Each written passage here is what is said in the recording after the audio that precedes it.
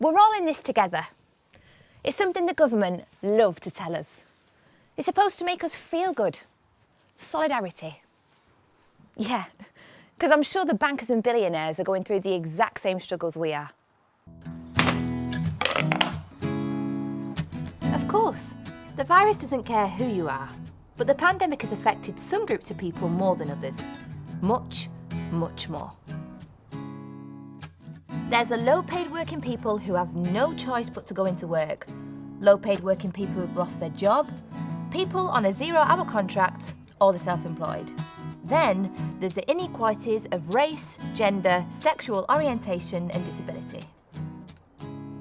Now, let's be honest, society's never been equal, but this pandemic has shown just how unequal things really are. The idea that we're all in this together is as cruel as it is untrue. The low-paid are 3 times more likely to die from coronavirus than those with better paid jobs. Black minority ethnic men and women are over 4 times as likely to die. Disabled people account for 6 out of 10 of all the COVID-related deaths. Then there are the indirect effects of the pandemic. Demand for support services for domestic violence has increased by 300%.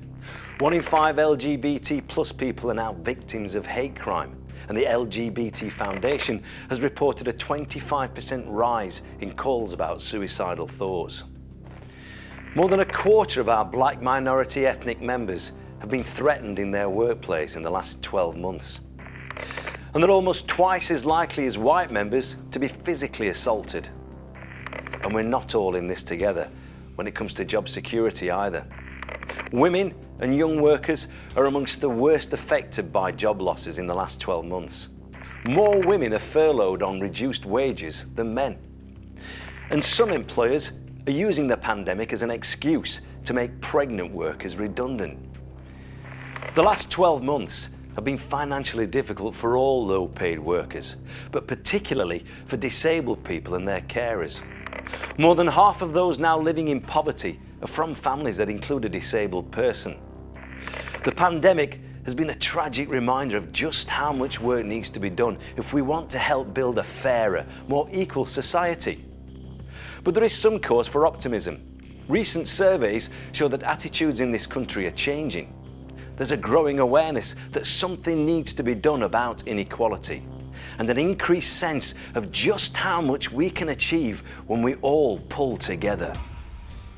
In the last 12 months, more people have come to realise what the trade union movement has always known. That collectivism and solidarity works.